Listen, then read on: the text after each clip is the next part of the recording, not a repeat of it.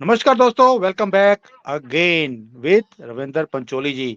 पंचोली जी आज आपको छोड़ने वाले नहीं है। एक पहले भी शो किया रिसेंटली हमने आपके साथ रिगार्डिंग क्रिकेट कि कैसे इंडिया हार गया, भारत जीत गया और मोदी जी ने कैसे इस चीज को भी एक अपॉर्चुनिटी बनाया।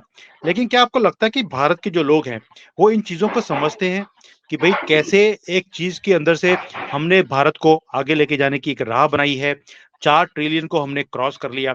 कुछ तो ऐसा किया है कि भई हम इतने छोटे टाइम के अंदर हमने 1 से 3, 3 से 4 हम छलांगे लगाते जा रहे हैं। क्या आपको लगता है कि जो स्टेट की इलेक्शंस अभी हुए, जैसे एमपी में हुए, अभी हमने छत्तीसगढ़ में देखे हैं, राजस्थान में होने वाले हैं, क्या वहाँ पे लोग समझते हैं इन चीज़ों को और अपना जो मतदान देते हैं, उसमें रिफ्लेक्ट भी होता है? क्या एमपी में कुछ ऐसा हुआ है? जैसे मैं देखता हूँ कि सारे ओपिनियन पोल वो सारे ही बीजेपी के अगेंस्ट बोल रहे हैं कि भई बीजेपी हार गई, हारने वाली है। इन्होंने डिक्लेयर भी कर दिया कि बीजेपी को 99 100 सीटें मिलेंगी, जबकि 116 का आंकड़ा चाहिए। आपका आकलन क्या कहता है एमपी के लिए? देखिए, आ, चुनाव तारीख के पहले 15 दिनों तक, मतलब जब 15 दिन रह गए थे, तब तक कांग्रेस निश्चित तौर पर आगे थी, क्योंकि संघ कुछ नाराज चल रहा था। संघ के कुछ कार्यकर्ता नाराज चल रहे थे। फिर उनको मनाया गया। जितने विद्रोही थे, अमित शाह जी ने आके सबको पुचकार पुचूर के सबको अपने साथ लिया। इनिशियल बहुत प्रॉब्लम थी बीजेपी में, पर आखिरी के 15 दिनों में बीजेपी ने काफी गेन किया है। और यहाँ पर क्या हुआ है कि कांग्रेस को जो टिकट बटे हैं उसमें कमलनाथ की बहुत चली है, और दिग्विजय सिंह के पट्टों का टिकट कटा है। तो वो जो अंदर है, दिग्विजय सिंह बड़े श्रूड पॉलिटिशियन है, मुंह से कम बोलते हैं और पीछे से तलवार बहुत चलाते हैं। और मुंह से जब बोलते हैं तो बीजेपी का भला करने के लिए बोलते हैं, कांग्रेस का भला करने के लिए नहीं बोलते हैं। वो तो कांग्रेस में सभी की आदत है, दिग्विजय हो, पप्पू हो, कोई भी हो, इवन पिंकी भी अब तो जुड़ गई इसी लिस्ट में। हाँ, तो दिग्विजय सिंह के गुट में भी हरवाने ने इनको कोई कसर नहीं छोड़ी होगी। इनिशियली निश्चित तौर पे कांग्रेस आगे थी, पर लास्ट के 15 दिनों में पूरा सिनेरियो चेंज हो गया है। और वोटिंग वाले दिन संघ के कार्यकर्ताओं ने 11-12 बजे के बाद जो फील्डिंग लगाई है और जो बम्पर वोटिंग हुई है, उसका बहुत इम्पैक्ट पड़ा है। मेरे एक हम्म। मित्र हैं, शर्मा जी, उनके घर में कोई काम वाली बाई आती है, तो उनने पूछा, भाई तेरे मोहल्ले में कोई मुस्लिम महिलाएं भी है क्या? उसने कहा है। उनने किसको वोट दिया? तो कहती है कि बीजेपी को। न क्या, क्यों? तो कहने लगी कि हमारे आदमी तो बाहर खड़ा होकर पंजा दिखा रहे थे कि पंजे को वोट देना, पर घर हमको चलाना होता है। घर में राशन आ रहा है, गैस की टंकी आ रही है, पैसे आ रहे हैं, कांग्रेस देती है या नहीं देती, इसको किसका भरोसा? हमें तो अभी मिल रहा है, तो हम तो बीजेपी को वोट दे के आए हैं। और एक वो जो 3 तलाक वाला फैक्टर है, उसने भी बड़ा काम किया है। तो ये जो लोग कह रहे हैं कि मुस्लिम महिलाओं ने वोट नहीं दिए होंगे, अब मुस्लिम महिलाएं भी समझदार हो गई, तो उन्होंने भी काफी तादाद में वोट दिया है। मैं समझता हूँ 8 से 10% तो वोट मुस्लिम मतदाताओं के मिले होंगे। हाँ, बीजेपी मतलब कोई बहुत थम्पिंग मेजोरिटी से नहीं आ रही है। जो मैंने आपसे 2-3 महीने पहले हम लोगों ने जो किया था, उसमें मैंने 120 का आंकड़ा बताया था। उस पर मैं अभी तक कायम हूं कि 120 तक तो बड़े आराम से आ जाएगी, सरकार बन जाएगी। कंफर्टेबल नहीं बनेगी, मतलब विपक्ष भी तगड़ा रहेगा और रहना चाहिए। विपक्ष कमजोर हो लेकिन तो फिर सरकार मनमानी करने लगती, इसलिए विपक्ष का होना जरूरी है। लेकिन रविंद्र जी, आपको नहीं लगता कि जैसे मोदी जी हैं, इन्होंने नेशनल लेवल पर इतना काम किया है, किसी भी फील्ड में ले लीजिए आप, तरक्की की कोई भी सीमा हमने छोड़ी नहीं है, हम ऊंचाइयों को छूते जा रहे हैं। जैसे चंद्रयान 3 हमारा उस जगह पे पहुंचा जहां पे कोई और पहुंच नहीं पाया, वैसे ही भारत भी कई चीजों में आगे निकल रहा है। क्या स्टेट के इलेक्शंस में जो नेशनल पॉलिसीज हैं वो रिफ्लेक्ट नहीं होती हैं कभी भी? नहीं, स्टेट के अपने अलग इश्यूज होते हैं, और नेशनल जो इलेक्शन होते हैं उनके अलग इश्यूज रहते हैं। पर मोदी जी जब से आए हैं तो वो एक एक तरह से दोनों का घालमेल हो गया है। नेशनल इश्यू भी मायने रखने लगे हैं, और स्टेट की अपनी जो समस्याएं हैं, जो प्रॉब्लम्स है, वो भी मायने रखने लगी है।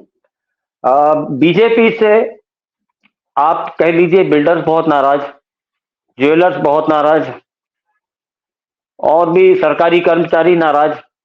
तो ये जो आता है इन सबका परसेंटेज मिला के कुल 3 से 4% से ज्यादा ये लोग हैं नहीं। सुनार इसलिए नाराज है कि उनको डेली स्टॉक बताना पड़ता है कि आपने कितना स्टॉक आज लेके आया और कितने की आपकी सेल हुई। पहले जो ब्लैक में दुबई वगैरह से सोना लाते थे और खपा देते कहीं, वो अब करीब करीब बंद हो गया है। और बिल्डर्स का जो लोगों के पैसे खा के और मकान नहीं देते थे, अब वो रेरा के कारण कंप्लेंट होती है तो उनको झक मार के देना पड़ता है। इसी चक्कर में पता नहीं मेरे ख्याल से कई बिल्डर दिवाली हो गए।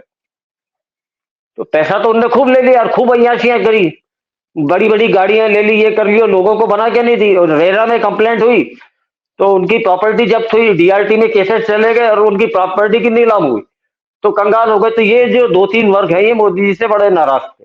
बीजेपी से कह लीजिए, मोदी जी से तो नहीं, पर ग्रास रूट लेवल पे मोदी के खिलाफ कोई माहौल ही नहीं है। वो तो कहते हैं हम बीजेपी को नहीं दे रहे, हम तो मोदी को वोट दे रहे हैं। वोट किसको दोगे? उन्हें मोदी जी। आपको मैंने एक वीडियो भेजा था, एक और भेजूंगा, उसमें सब बोल रहे हैं मामा को देंगे। इंदौर का, अभी इंदौर का आया है मेरे पास। उसमें वो रिपोर्टर पूछ रहा है कि वोट कौन जीतेगा यहाँ से। कैलाश विजयवर्गीय के अगेंस्ट में संजय शुक्ला खड़े हुए हैं। तो 10 लोगों से पूछा तो 9 लोग ये कह रहे हैं कि विजयवर्गीय जीतेंगे। उनने क्यों? कि हमको तो मोदी सरकार चाहिए। तो मोदी जी बहुत बड़ा फैक्टर होगा इस समय। लेकिन सर जो स्टेट है, जैसे आपने बोला कि 15 दिन पहले माहौल कांग्रेस की फेवर में था, बीजेपी की फेवर में नहीं था, तो क्या जो लोकल गवर्नमेंट है, जो स्टेट गवर्नमेंट है, उसने लोगों के काम नहीं किए कि जिसके कारण कांग्रेस जैसी घटिया पार्टी जो कि देश को तोड़ने की बातें बोलती है, अब उन्होंने बोलना शुरू कर दिया हम हमास के साथ खड़े हैं, हम खालिस्तानियों के साथ खड़े हैं, हम मुसलमानों के साथ खड़े हैं, हम हिंदुओं के साथ नहीं खड़े। अगर आप हिंदू राष्ट्र की बात करते हैं तो हम ये देश तोड़ने वाली जो पार्टीज हैं, जो ताकतें हैं, हम उनके साथ भी खड़े हैं, क्या दिक्कत है? अगर ऐसी घटिया पार्टी के साथ भी लोग खड़े होने को तैयार हो गए, ऐसा कैसे हो गया? दैट मीन्स कि जो मोदी फैक्टर है वो तो काम किया ही नहीं फिर। नहीं, मोदी जी का अपना 5 से 10% वोट है, वो कहीं नहीं जाता है। वो नेशनल इलेक्शन हो या स्टेट इलेक्शन हो, वो तो आता ही है। अपार्ट फ्रॉम जो लोकल आपका लीडरशिप है, उसका क्या रोल है उस पर भी डिपेंड करता है। असल में शिवराज सिंह से जो उड़ाया गया था कि बहुत लोग नाराज है नाराज है, वैसी नाराजगी नहीं थी जितना बताया जा रहा था नेशनल मीडिया पे और कुछ यूट्यूबर्स बता रहे थे, उतनी नाराजगी नहीं थी। हाँ, शिवराज ने करप्शन बहुत किया है। टोटल ब्यूरोक्रेसी के हाथों में सारी सत्ता चलती रही है। बीजेपी के कार्यकर्ताओं के काम नहीं हुए हैं, संघ के कार्यकर्ताओं की नहीं सुनी गई, ये सारी शिकायतें थी। इसके चलते एक माहौल बना था कि बीजेपी हार रही। तो काफी कार्यकर्ताओं को मनाया गया, संघ के लोग भी जुटे, तो ओवरऑल मिला के जीतने की स्थिति बन गई है। अदरवाइज हारने के पूरे चांस थे। ओके, दैट मींस पासा पलटा है आखिरी दिनों में। आखिरी दिनों में पलटा है। ये मोदी जी और अमित शाह ने सबसे ज्यादा दौरे मध्य प्रदेश के किए। अमित शाह 3-3 दिन तक यहीं रुके रहे हैं। उनके तो 3 घंटे बहुत होते हैं, 3 दिन में तो पूरी की पूरी गेम ही उल्टा उल्टा कर देते हैं। मतलब जो नाराज था जबलपुर में एक कैंडिडेट और बहुत सारे कार्यकर्ता उसके साथ जा रहे थे, जब उन्होंने रोड शो निकाला तो वो उनकी बगल में खड़े होके जुलूस में साथ था, ट्रक के ऊपर। तो काफी मनाया है उसने, रूठे हुए कार्यकर्ताओं को समझाया है कि नहीं, अब ऐसा नहीं होगा, आपकी भी सुनी जाएगी। कार्यकर्ता क्या चाहता है कि हमारी सरकार है तो हमारी सुनी जाए। True true true. सर, हमारी सरकार का मतलब क्या होता है? हमारी सरकार का मतलब है कि लोग हमारी बात सुने, जिसके लिए हमने आपको वोट दिया है। आज ही मेरे एक वीडियो के ऊपर जिसमें मैंने बात किया था कि गजवे हिंद का जो प्लान था कांग्रेस का 47 से लेकर अभी तक, वो हमने एक्सपोज किया और कई लोगों ने उसमें डाला कि हमने मोदी जी को इसलिए वोट करी थी बिकॉज ये मुसलमान की अपीजमेंट नहीं करते। लेकिन कहीं ना कहीं मोदी जी भी उसी गेम में लग गए हैं, मुसलमान की अपीजमेंट में सबका साथ सबके विकास की बात करते हैं। तो हम इनको वोट क्यों दें? मध्य प्रदेश का ही वो आदमी था जिसने ये बात लिखी मेरे कमेंट्स के अंदर, और उन्होंने बोला कि रविंदर जी से ये क्वेश्चन जरूर पूछना कि क्या हम मोदी जी के ऊपर विश्वास कर सकते हैं कि आप तो एंटी अपीजमेंट के लिए जाने जाते थे, अभी आपने भी अपीजमेंट शुरू कर दी। इसीलिए शायद स्टेट के अंदर लोगों का थोड़ा सा रुझान मोदी जी की तरफ नहीं है। नहीं, ऐसी बात नहीं है। आप मोदी जी पे 100% विश्वास कर सकते हैं।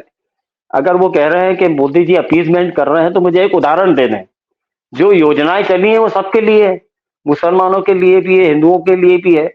मुसलमानों में अगर वो शिक्षा बढ़ा रहे हैं, तो अब पढ़ेगा मदरसा छाप शिक्षा से, तो उसका छुटकारा मिलेगा। कुछ तो दिमाग के दरवाजे खुलेंगे उसके। तो ऐसा कुछ भी नहीं है कि मोदी जी अपीजमेंट कर रहे हैं। और जिसने भी ये कहा है, तो उससे कहिए कि पिछले 10 सालों में कितने हिंदुओं के काम हुए हैं, आप बता दीजिए।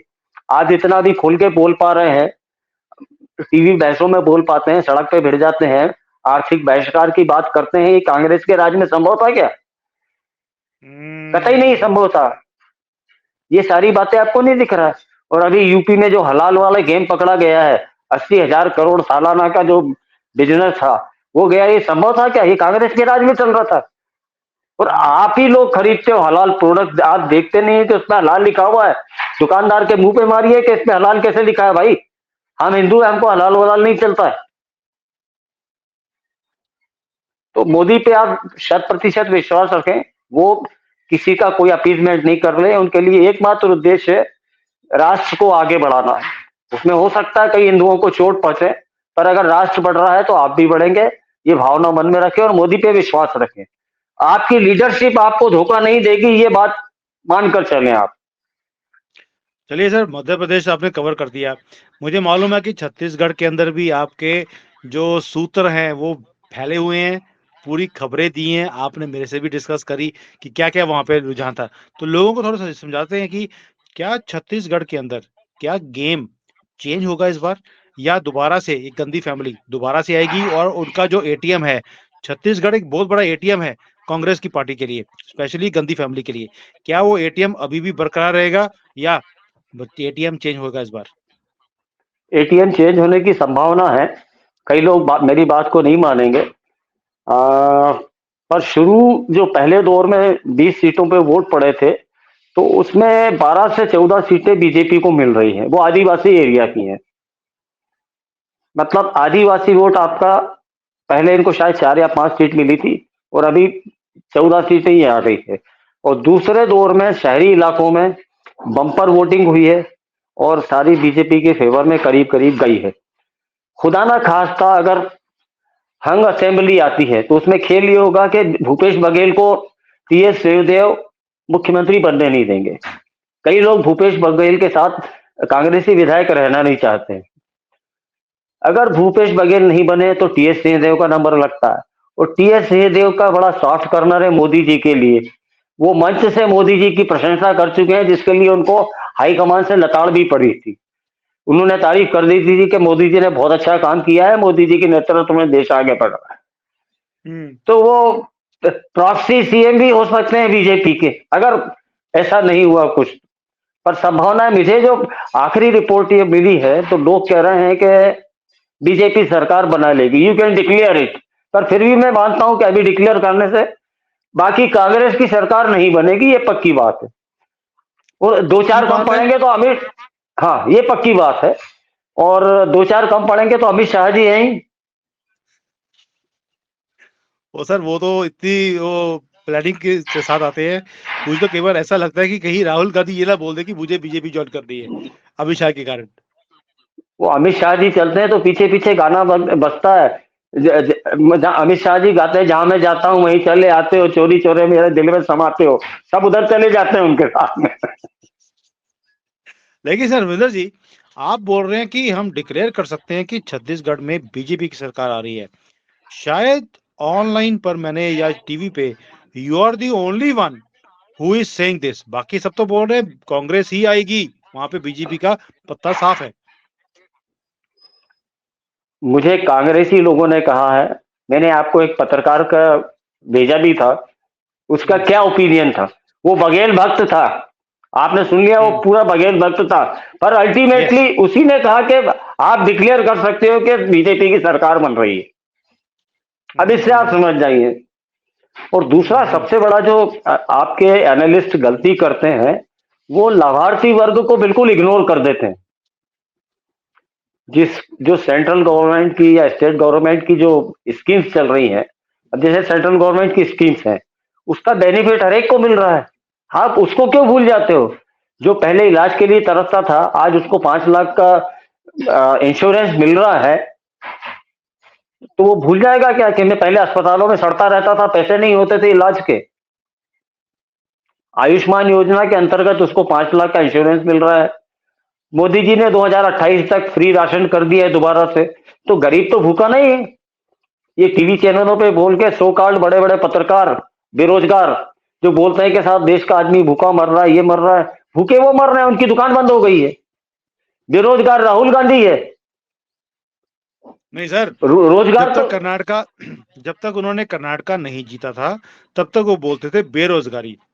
जैसे ही कर्नाटका जीते हैं, इन्होंने बेरोजगारी का जो नारा है वो बंद कर दिया, क्योंकि इनकी बेरोजगारी खत्म हो गई, वहां से पैसे मिलने शुरू हो गए, और वही पैसा उठा उठा के ये तेलंगाना में ट्रांसफर भी कर रहे हैं इलेक्शंस के लिए, जो पकड़े गए हैं रिसेंटली। तो अब ये इन्होंने बेरोजगारी का तो नारा बंद कर दिया। देखिए, कर्नाटक में जो अभी सरकार चल रही है, 2024 के इलेक्शन के बाद कितना लंबा चल पाएगी, प्रिडिक्ट करना बड़ा मुश्किल है। डी के शिव कुमार क्या करेंगे कह नहीं सकते हैं, क्योंकि डी के शिव कुमार जो है बीजेपी के एक बड़े नेता हैं, जो पहले भी कांग्रेस के मुख्यमंत्री रह चुके हैं कर्नाटक में। एस एम कृष्णा उनके दामाद हैं, उनके रिलेटिव है। तो वो कब ससुर जी की तरफ पलट जाएंगे कुछ कह नहीं सकते हैं, क्योंकि उनकी वैसे भी मुख्यमंत्री बनने की ख्वाहिश थी। सिद्धारमैया को बना दिया गया, तो वो अंदर से तो नाराज है ही। तो कभी ना कभी पाला तो पलटेगा, पक्की बात है। 2024 के चुनाव हो जाने दीजिए, फिर कर्नाटक में भी देखते हैं क्या होता है।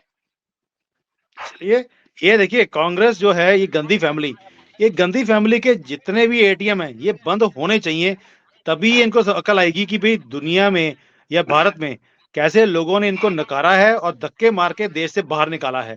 हाँ, देश से बाहर तब निकालेंगे जब इनके स्विस बैंक के सारे पैसे वापस हमारे भारत में वापस आएंगे, तब धक्के मार के इनको बाहर निकालेंगे। अभी पहले इनके एटीएम बंद करते हैं। और सर, ये तो हो गया छत्तीसगढ़ का, जहां पे आपने बोला डिक्लेयर कर सकते हो, बीजेपी आ रही है। और राजस्थान में क्या खेल है? राजस्थान तो जेब में है सर, जेब में? जेब में है। वहां पे आपका आंकड़े क्या कहते हैं, कितने परसेंटेज सीट्स बीजेपी के पास आएगी? 100 बीजेपी के पास 135 तक आना चाहिए। और कांग्रेस? कांग्रेस 75-80। 70-80।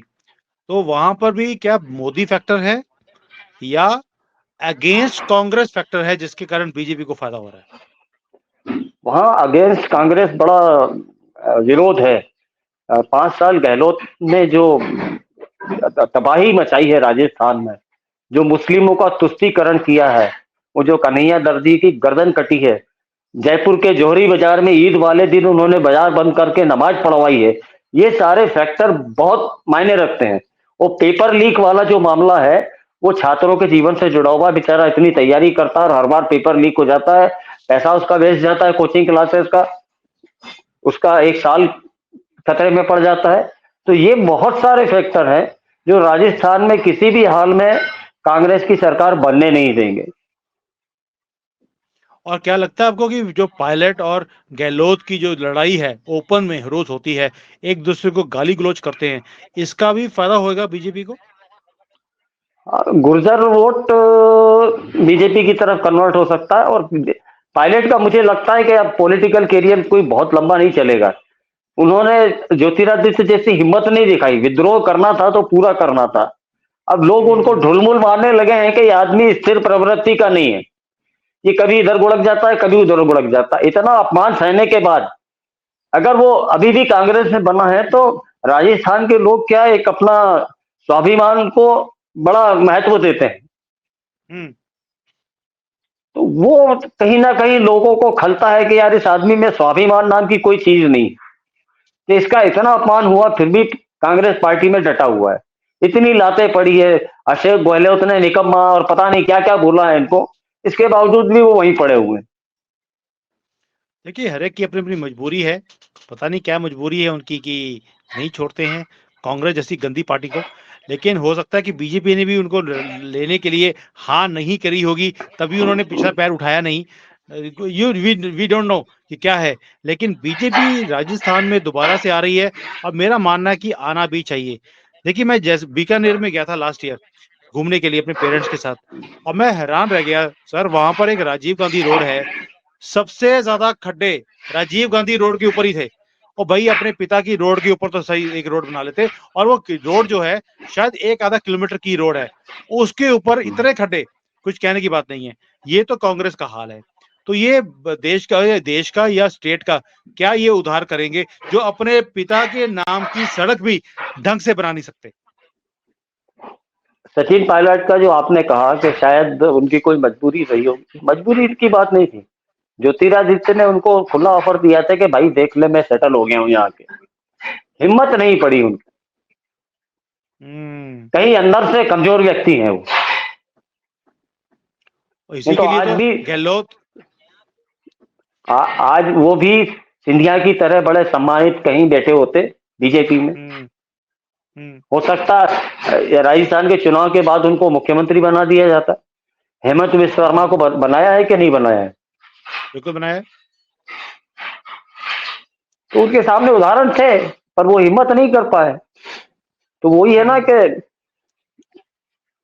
जो डर गया वो मर गया। ये बिल्कुल बात सही है आपकी। आपके आंकड़े के हिसाब से एमपी, छत्तीसगढ़ और राजस्थान, ये तीनों में बीजेपी की सरकार बनती हुई आपको दिखती है। छत्तीसगढ़ में अभी भी बराबरी की टक्कर है, कुछ नंबर्स कम हो सकते हैं, लेकिन उसमें फिर अमित शाह जी आएंगे और कोई लोग खेल खेल लेंगे, ऐसी उम्मीद हम कर सकते हैं। बट एमपी बघेल मुख्यमंत्री नहीं रहेंगे, ये पक्की बात है। ये पक्की बात है। और एमपी में तो दैट मीन्स कि एमपी एंड राजस्थान ये दोनों ऑलरेडी बीजेपी के पाले में आ चुके हैं। तेलंगाना में आपको क्या लगता है? तेलंगाना में तो बीआरएस ही आएगी अभी फिलहाल। बीजेपी की कुछ सीटें बढ़ सकती है। कल एक बहुत बड़ा नेता बीजेपी में शामिल हुआ है। मोदी जी ने बड़े प्यार से उसको गला लगाया है, पर थोड़ा देर हो गई है। और एक उन्होंने वो जो स्टेप उठा ली, वहां पे प्रदेश अध्यक्ष बदल दिया। वो जी किशन रेड्डी को वहां पे प्रदेश अध्यक्ष बना दिया, वो थोड़ा सा गड़बड़ मामला हो गया। नहीं तो काफी अच्छी टक्कर बीजेपी दे सकती थी वहां पे। बट बीआरएस तो जी, बीआरएस आपको लगता नहीं है कि मोदी जी के साथ मिलकर कुछ खेल खेल खेल सकता है वहां पर? सीटें कम पड़ी तो जरूर खेल सकती है। चलिए, that means Telangana we don't know what is going to happen, but ऊपर के जो नॉर्थ के 3 स्टेट्स हैं यहाँ पर बीजेपी आती दिखती है। चलिए, बहुत लोग आज खुश भी होंगे कि एटलीस्ट इनका जो कांग्रेस की गंदी फैमिली है, इसका एटीएम खत्म होने वाला है छत्तीसगढ़ में, और ये खत्म होगा तभी अच्छा भी है। वहां पर भी उस एरिया में तरक्की की बात शुरू होगी, जैसे हम बाकी स्टेट्स में देखते हैं आगे 3 दिसंबर को क्या आंकड़े आते हैं और क्या रिजल्ट आता है, ये 3 दिसंबर को पता लगेगा। रविंद्र जी, बहुत बहुत शुक्रिया, आपने बहुत क्लियरली सारे स्टेट्स के ग्राउंड रियलिटी बताई है। ये कोई दिल्ली में बैठ के स्टूडियो में बैठकर कोई आंकड़े नहीं है, मुझे मालूम है आपकी पूरी टीम पूरे स्टेट्स के अंदर फैली हुई है, आपको एक एक डिस्ट्रिक्ट का पता होता है, और आपकी बात ऊपर तक जो है जाती भी है, और आंकड़े भी आपके बिल्कुल सही होते हैं। मैंने पहले भी नोट किया है, आपने शायद मई या जून में बता दिया था, अक्टूबर तक वेट कीजिए, देखिए क्या कुछ होता है, और वैसा ही हुआ। बड़ी बड़ी चीजें हमने अपने आप सामने होती हुई दिखी हैं। ये तो बीच में इजराइल का हमास का वॉर शुरू हो गया, वरना एक दो चीजें जो रह गई थी, specially on the court systems, ये भी इम्प्लीमेंट हो जाना था अक्टूबर एंड तक, वो थोड़ा डिले हो गया अभी। नहीं, वो भी होगा, क्योंकि अभी जस्टिस कौल और एक और कोई जस्टिस है, उनको बड़ी तकलीफ हो रही कि आप जजों को क्यों नहीं नियमित कर रहे हैं। तो वो भी होगा, चुनाव के बाद वो भी आ जाएगा पिक्चर में। सब एजेंडा में सारी चीजें एजेंडा में है। नहीं, वो तो मुझे मालूम है। आप भी ना शो खत्म होते होते एक छुरली छोड़ देते हैं, और लोग ढूंढते रहते हैं कि कब फटेगी अब ये जो कोर्ट वाली छुरली है, ये कोर्ट वाली छुरली आपने छोड़ दी। अब वेट करेंगे हम ये कब फूटेगी और कब ये सारा जो भांडा है करप्ट जजेस का, specially chief justice of India जो चीफ जस्टिस ऑफ इंडिया बन चुका है, इसका भांडा कब फूटेगा, ये कब बेकनाम। देखिए, इन्होंने अपना बुर्का तो उठा के फेंक ही दिया है, अब ये बिल्कुल नंगे होके बाहर आ गए हैं। हमें दिखना शुरू हो गया कि ये हिंदू विरोधी हैं, एक ही पक्ष के फेवर में ये काम करते हैं। अगर तो किसी हिंदू ने कुछ कुछ भी छोटा मोटा किया हो तो उसका केस लिया ही नहीं जाता, और जो दूसरा वर्ग है अशांति फैलाने वाले, उनके लिए रात को भी कोर्ट खुलती है कि कहीं इनको सजा ना हो जाए, कहीं बेचारों को एक रात कहीं गुजारनी ना पड़ जाए जेल के अंदर। और इसलिए ये जो इनका इनका जो ये तुष्टीकरण है इनका भी अशांति वालों के लिए वो दिखता है, और इनको बेनकाब करने के लिए रविंदर जी मैं एक और आपको इन्फॉर्म करना चाहता हूँ, हमने भी एक और नया अकाउंट शुरू किया है इन करप्ट जजेस को एक्सपोज करने के लिए। स्टोरीज विद सुमित हमने एक शुरू किया है, मैं एक दो दिन में उसकी वीडियोस भी बना के डालना शुरू करूंगा ताकि लोगों को समझ आए कि कैसे ये लोग, ये करप्ट जजेस भारत के, कैसे हमारी देश की जड़ों को खोखला कर रहे हैं, हमारी संस्कृति को खराब करने की बातें बोलते हैं, और गजवे हिंद का जो प्लान है कांग्रेस का उसके साथ मिलकर ये कैसे हमारे ही हिंदुओं को ये दबाते जा रहे हैं, और सारे के सारे जो जजमेंट्स हैं वो अशांति वालों की फेवर में आ रही हैं। वो बेशक उनका किया हो रेप हो, उनकी तरफ से खून किया हो, लड़कियों को अगवा किया हो, कोई भी केस हो हिंदुओं के खिलाफ, वो उसकी उसी के उन्हीं की फेवर की ये जजमेंट देते हैं। मैं उनको एक्सपोज करने वाला हूँ एक एक करके। मैं आपको भी और जो सुनने वाले इन सबको मैं अपील करना चाहता हूँ, आपके पास कोई भी इंफॉर्मेशन हैं, कोई भी केसेस हैं जो हमारे खिलाफ जजमेंट्स आती हैं, आप उन्हें हमारे साथ शेयर कीजिए और हम लोग उसे एक्सपोज करेंगे अपनी वीडियोस के थ्रू। तो रविंदर जी, आप प्लीज मेरी हेल्प करें इस चीज में, और ये करप्ट जजेस को हम एक्सपोज करना शुरू करें। मैं पूरी मदद करूंगा, मेरे पास भी काफी मैटर है इस मामले में, और मैं भी सोच रहा हूँ कि एक चैनल और शुरू करा जाए, बेधड़क बात, उसमें मीडिया से लेके हाँ सबको उधेड़ा जाए अच्छे से। कई चीजें हैं जो आप थोड़ा रिस्ट्रिक्टिव होके बोलते हैं, उसमें हम बोल सकते हैं सारा। आप इनवाइटीज रहेंगे तो इनवाइटी कम बोले पर जो इनवाइट कर रहा है वो बहुत कुछ बोल सकता है, तो आप पर कहीं से कोई आज भी नहीं आएगी। नहीं सर, हम तो नहीं पटेंगे, हम आपके साथ है, कुछ इतना ही नहीं है। और यहाँ पे तो इस चैनल के ऊपर तो मैं वैसे भी कोई रिस्ट्रिक्शन नहीं है, this is a open challenge कि जो हम लोग यहाँ पर एक्सपोज करते सबको, ये तो कोई और हिम्मत भी नहीं करता। हमारे अकाउंट के ऊपर स्ट्राइक्स लगती हैं, हमें परवाह नहीं है, हम फिर भी एक्सपोज करते जा रहे हैं। बेशक वो अशांति वाले हो, बेशक वो चीफ जस्टिस ऑफ इंडिया हो, वो गंदी फैमिली हो, वो पोल डांसर हो, कोई भी हो, हम तो वैसे ही नहीं छोड़ते किसी को। लेकिन आप शुरू कीजिए, हम आपको पूरा साथ देंगे इसके अंदर। वो तो आप हम कोई अलग नहीं है, वो भी चैनल आपकी ही रहेगी। I understand sir, I understand. लेकिन जो हम ये स्टोरीज विद है, ये स्टोरीज के अंदर we are going to expose all the corrupt जजेस ऑफ इंडिया। जब तक ये अपने मैटर को निष्पक्ष, जो जजेस का काम होता है कि you have to be fair on both sides, जब तक ये काम वो शुरू नहीं करेंगे, हम भी इनको नंगा करते रहेंगे। और उस चैनल पे हम लोग इतिहास में क्या खिलवाड़ किया गया है हम लोगों के साथ, वो पूरा हम लोग एक्सपोज करेंगे। लोगों की आंखें खोलने के लिए बहुत जरूरी है। चलिए सर, इसको शुरू करते हैं। लोगों को हमने इन्फॉर्म कर दिया, and once it is started दोबारा से वी विल इन्फॉर्म पीपल। आज जैसे आपने पूरा एक्सपोज किया है कांग्रेस की जो अंदर की गेम्स हैं, कैसे ये हारने वाले हैं, ये खुशी की बात है कि कांग्रेस ये हारने वाले हैं 3 स्टेट्स के अंदर, बाकी 2 का देखते हैं क्या होता है। Thank you so much sir, आपने बहुत विस्तार से सारी चीजों को समझाया है। Thank you so much. जय हिंद। जय भारत। जय Bharat. Hi there. If you liked the video, please don't forget to smash the like button, subscribe to our channel, and activate the bell icon so that you receive all notifications whenever we upload a new video. Thanks for watching.